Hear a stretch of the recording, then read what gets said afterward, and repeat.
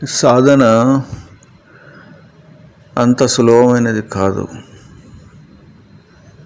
మనము బహిర్గతంగా ఎక్కువగా ఉంటాము, అంటే మనసుతో ఎక్కువగా ఉంటాము.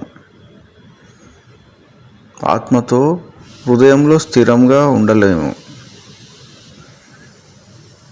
స్థిరమైనదే సాధన, అస్థిరమైనది సాధన కాదు. మనస్సును జయించడమే, జయించి అంతర్ముఖం కావడమే సాధన. ఈ బంధాలన్నీ మనస్సుకే, ఆత్మకు లేవు.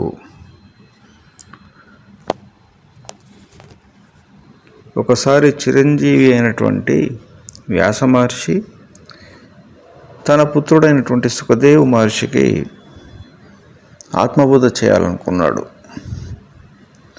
అతనిలోన ఆత్మతత్వము, స్థిరత్వం ఉందా లేదా అని పరీక్షించడానికి జనక మహారాజు దగ్గరికి పంపించాడు. జనక మహారాజు అతన్ని పరీక్షించదలుచుకొని అతనిని కోట ద్వారం వద్దే 5 రోజులు నిలబెట్టించాడు. తన కోటలోనికి ప్రవేశము కల్పించలేదు. 5 రోజుల వరకు అక్కడే నిలబడమని ఆజ్ఞాపించాడు. అయినా సుఖదేవ మహర్షి సరే అని సంతోషంగా నిలబడ్డాడు. 5 రోజుల తర్వాత కోటలోనికి వచ్చాక అతనికి అప్సరసలచే సపర్యలు చేయించాడు, సేవలు చేయించాడు. అతనిలోన క్రోధము కానీ, కామము కానీ, లోభము కానీ ఏమైనా ఉన్నాయా అని కామక్రోధాలను పరీక్షించాడు. కానీ అతనిలోన ఇసుమంత కూడా కనిపించలేదు. అరిషడ్ వర్గాలను జయించాడని తెలుసుకొని అతనికి సాష్టాంగ ప్రణామం చేశాడు. ఇక నేను నీకు పరీక్షించదలుచుకోలేనని అతని యొక్క తత్వానికి, ఆత్మతత్వానికి దాసోహం అన్నాడు. సుఖదేవ మహర్షికి ఆడ మగ అనే తేడా కూడా ఆయన మనస్సులో లేదు. అతను మనస్సును జయించినటువంటి గొప్ప యోగి. మనస్సును జయిస్తే ఏ చోటైనా సాధన జరుగుతుంది. మనస్సును జయించలేకపోతే హిమాలయాలు వెళ్ళినా, ఘోర అడవులలో ఉన్నా కానీ తపస్సు చేయలేము, సాధన చేయలేమన్నమాట. మన మనసు రకరకాల పరిస్థితుల మూలంగా, అన్నీ అనుకూలంగా ఉంటే మనస్సు సంతోషంగా ఉంటుంది. అప్పుడు కొంతమంది సాధన చేస్తారు. అనుకూలం లేని పరిస్థితులలో కూడా సాధన చేయడమే చాలా గొప్ప విషయం అన్నమాట. ఆ విధంగా మనస్సుకు చలించకుండా, అనుకూలం లేని పరిస్థితుల్లో మనస్సు స్థిరంగా ఉండదు. చాలా రకాల బాధలతోటి, కోరికలతోటి ఉంటుంది. దాన్ని వశం చేసుకొని దాని నుంచి మనము స్థిరమైపోయి ఆత్మలో స్థిరం కావడం అనేది చాలా కష్టంతో కూడుకున్న పని అన్నమాట. మనస్సులోన బాధ లేని స్థితిలో అతను వెళ్ళినప్పుడు సాధన చేసుకోవచ్చు. ఇక్కడ మర్మం ఏంటంటే, తన బాధ అయినా అది మనస్సుకు బాధించకుండా ఉంచుకోవాలి. అంటే దాని యొక్క విలువలేనితనాన్ని, అది మాయాస్వరూపమని గుర్తించాలి స్పష్టంగా. జీవుడు తాను ఆత్మస్వరూపమని నిశ్చలంగా భావించాలి. ఆ స్థితిని చేరాలి, దాన్ని పట్టుకోవాలి. ఆత్మస్థితిని పట్టుకొని మనస్సులోని కష్టాలను చూడనట్టు, అవి వస్తూ ఉంటాయి, పోతూ ఉంటాయి అనే భావనలో ఉన్నప్పుడు దాన్ని వదిలేయగలుగుతాం. వదిలేసినప్పుడు మాత్రమే సాధన అవుతుంది, నిజమైన సాధన, మానసిక ప్రశాంతతతో కూడిన సాధన. పతంజలి మహర్షి అంటాడు, ప్రాణం మీదికి వచ్చినా నీ యొక్క ఆత్మతత్వం నుంచి చలించకు అంటాడు. అదే నిజమైన సాధన అంటాడు పతంజలి మహర్షి యోగ సూత్రాల్లో. అటువంటి స్థితులు మనకు ప్రకృతి కానీ, మాయ కానీ కల్పిస్తూ ఉంటాయి కష్టాలు. వాటిని మనము కష్టాలుగా భావించా, చాలా పెద్ద బరువు ఉన్నట్టుగా మోయకూడదు. అవి వస్తూ ఉంటాయి, పోతూ ఉంటాయి. వాటిని మనం ఏమీ ఆపలేము. మన కర్మ ఫలితము ప్రయత్నం చేయగలుగుతాం అంతవరకే, కానీ మనం ఆత్మ నుంచి చలించకూడదు, ఆత్మస్థితి నుంచి. అలా మన మనస్సును రూఢి చేసుకోవాలి, దానికి అలవాటు చేయాలి. ఏది వచ్చినా అది వస్తూ ఉంటుంది, అది సత్యం కాదు, అది నిశ్చలం కాదని భావించాలి. నిశ్చలత ఒకటే ఆత్మ అని, అందులో ఆత్మ నిశ్చలతను పట్టుకొని సాక్షి భావంలో స్థిరమైన యోగి మాత్రమే, సాధకుడు మాత్రమే సాధన చేయగలుగుతాడు. ప్రతిసారి మానసిక అలజడిలోకి వస్తూ పోతూ సాధన చేసే యోగి, మనస్సును జయించలేని యోగి సాధనలో అంత పట్టు కుదిరినట్టే అనిపిస్తుంది, కానీ అతనిలోన అది నిశ్చలంగా ఉండదు అన్నమాట. నిశ్చలం లేని సాధన ఎంతైనా మనకు ముక్తి మార్గంను ఇవ్వదు. ఆత్మతత్వంలో నిలిచిన యోగికి, నిశ్చలమైన యోగికి ఆత్మలోన దృశ్యం ఉండదు. అంటే ఈ కర్మలు కానీ, ఈ యొక్క జరుగుతున్న సంఘటనలు కానీ అందులో ఉండవు. అదొక ప్రేమ స్వరూపం, ఆనందమైనటువంటి నిలయం అది. అందులో సదా నిలవడానికి, నిశ్చలంగా ఉండడానికి ప్రయత్నిస్తూ చేరుకోవాలి. ఆ యొక్క స్థిరత్వం చేరిన యోగి మాత్రమే నిజమైన ఒక ఉన్నత స్థితికి చేరిన యోగి. మనసుతో చలిస్తూ సాధన చేసి ఉన్నత స్థితికి చేరినామనుకోవడము మనను మనమే భ్రమించుకోవడం అన్నమాట. మనకు ఉన్నత స్థితి దొరకదు. ఈ యొక్క జీవితము చివరి దశలో కానీ మరొక జీవితంలో కానీ దొరకదు. మన మనస్సు అనుకోవడం మాత్రమే మనం ఉన్నత స్థితిలో ఉన్నామని. అది మనము మోసం చేసుకోవడమే. ఆ మనస్సును స్థిరత్వంగా భావించుకోవాలి. దక్షిణామూర్తి సూత్రంలో చెప్తారు, ఇది ఒక దృశ్యమాన జగత్తు. దృశ్యమానం అంటే ఒక అద్దంలో ఒక ప్రపంచాన్ని చూస్తే అద్దంలో అది ప్రపంచం అయిపోదు. అది నిజమైన ప్రపంచం కాదు కదా అద్దంలో కనిపించేది, అదొక దృశ్యము. కాబట్టి ఈ యొక్క కనిపించే పరిస్థితులు కానీ, అలజడులు కానీ, సుఖాలు కానీ, దుఃఖాలు కానీ, సంతోషాలు అన్నీ ఒక అలలులాగా, సముద్రంలో అలలాగా వస్తూ ఉంటాయి, పోతూ ఉంటాయి. వాటిని పట్టుకోకూడదు, వాటిని అంతగా చూడకూడదు. మన కర్తవ్యము మన కర్మ అనుసారం వెళ్తూ ఉండాలి, అంతే. ఎలా వెళ్తుండాలి? మన ఆత్మలో నిశ్చలంగా ఉంటూ వెళ్తూ ఉండాలి. చాలామంది యోగులకు శారీరక బాధలు చాలా ఉంటాయి, మానసిక బాధలు కూడా ఉంటాయి. కానీ వాళ్ళు మానసిక బాధను జయించిన స్థితిలో ఉంటారు, శరీర స్థితిని జయించిన స్థితిలో ఉంటారు. కాబట్టి వాటిని అంతగా పట్టించుకోరన్నమాట. మనం వాటిని పట్టించుకోని స్థితికి వెళ్ళిపోతూ ఉండాలి. అలా ఎలా వదిలేయగలుగుతాం? సంసారంలో ఉన్నాము, మన మీద చాలామంది ఆధారపడి ఉంటారు కదా అని అనుకోవచ్చు.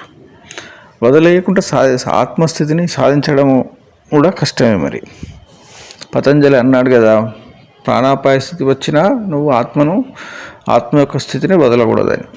అదే నిజమైన సాధన అన్నాడు. చాలామంది యోగులు అరణ్యంలో జంతువుల మధ్యలో ఉంటారు. అంటే వాళ్ళకు ప్రాణం మీదకి రాదా? ఏ క్షణమైనా రావచ్చు.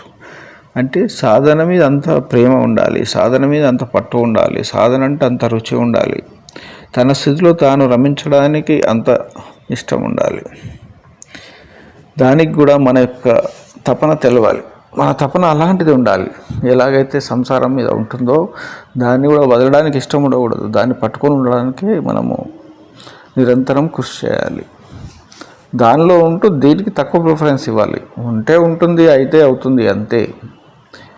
మనం చేయగలిగినంత వరకు చేస్తాము, అంతే ఉండాలి. కానీ దాన్ని పట్టు వదలకూడదు, దానిలోనూ తపన వదలకూడదు. దానిలో తపన వదిలినప్పుడు అది నిన్ను వదలదు. అట్లా మనం ఎంతవరకు దాన్ని పట్టుకోవడానికి ప్రయత్నిస్తుంటామో అంతవరకు అది పట్టుకుంటుంది. మనం సదా దాన్ని వదిలేస్తూ మనసునే పట్టుకొని మనసులోనే స్థిరత్వం చేయడానికి ప్రయత్నం చేస్తాం, పరిస్థితులను మంచిగా సుఖంగా ఉండడానికి ప్రయత్నం చేస్తాం. కాబట్టి అది వదిలిపోతూ ఉంటుంది. దాన్ని పట్టుకొని దీన్ని వదిలేసినా పర్లేదనే స్థితిలో వెళ్ళాలి సాధకుడు. మనం ఇలాంటి సంసారాలు ఎన్నో చూసాము, ఇలాంటి పరిస్థితులు ఎన్నో చూసాము. ఏ రోజు కూడా ఉద్ధరించబడలేము. ఈసారి అవకాశం వచ్చింది, జ్ఞానం వచ్చింది, తెలివి వచ్చింది, జ్ఞానం వచ్చింది, ఆత్మజ్ఞానం. కాబట్టి మనము వదలడానికి ఇష్టపడకూడదు. ఒకసారి వదిలితే మళ్ళీ ఎప్పుడు దొరుకుతుందో తెలియదు ఈ పట్టు. కాబట్టి పట్టు పట్టాలి. ఏమని అంటాడు కదా, పట్టు పట్టవలేను, పట్టు విడవరాదు అంటాడు. అలాగే ఉడుము పట్టు పట్టాలి. ఏ పరిస్థితి వచ్చినా కొద్దిసేపే తడబాటు, మళ్ళీ స్థిరత్వం, మళ్ళీ సాక్షి భావన. సాక్షి అంటే నువ్వు కాదు, ఆ స్థితి. ఆ స్థితి నీది కాదు, ఒక జీవిది, ఒక కర్మది. ఆత్మకు జీవికి చాలా అంతరం ఉంటుంది. ఆత్మ వేరు, జీవి వేరు. జీవి ఒక ప్రవాహం, ఓ జన్మ పరంపర, కర్మ పరంపర, అట్లా బంధాల పరంపర జీవి మనస్సు. ఆత్మ నిలకడైనది, దైవ సంబంధమైనది, అనంతమైనది, నిశ్చలమైనది, పరమాత్మ తత్వంతో కూడుకున్నది. కాబట్టి దానికి జీవునికి ఆత్మకు అంతరం చాలా పెద్దగా ఉంది. అంత జ్ఞానాన్ని మనం సమకూర్చుకొని మనకు ఏది అవసరమో, దేనితోటి ఉద్ధరించబడతామో స్పష్టంగా తెలుసుకొని ఉద్ధరింపబడే దానిని, సత్యమైన దానిని పట్టుకొని మాయను వదలడమే మనకు తెలివైన పని. తెలివైన పని చేయాలి, మూర్ఖపు పని చేయకూడదు. మూర్ఖపు పని చేసేలాగా మాయ చేస్తుంది మనకు. మాయ మనను బురిడి కొట్టిస్తుంది, మనను మళ్ళీ లాగుతుంది, మళ్ళీ జన్మ పరంపరలకు. దాని పని అది. ఏదో రకంగా నువ్వు ఆ పట్టు వదిలి సాధనను, ఆ స్థిరత్వాన్ని వదలాలనేది ప్రయత్నం చేస్తుంది. ఆ స్థిరత్వం నిలబడాలని నువ్వు ఉండాలి, నువ్వు నిలబడాలి. అదే సాధన. స్థిరత్వం దాని పట్టులోకి వెళ్ళావో, మాయలోకి, నువ్వు సాధన మళ్ళీ మళ్ళీ ఎన్నిసార్లు చేసినా ఫలితం లేదు. ఫలితం లేని సాధన చేయిస్తుంది మాయ. ఫలితం ఉన్నటువంటి స్థిరమైనటువంటి సాధనను నువ్వు చేయాలి.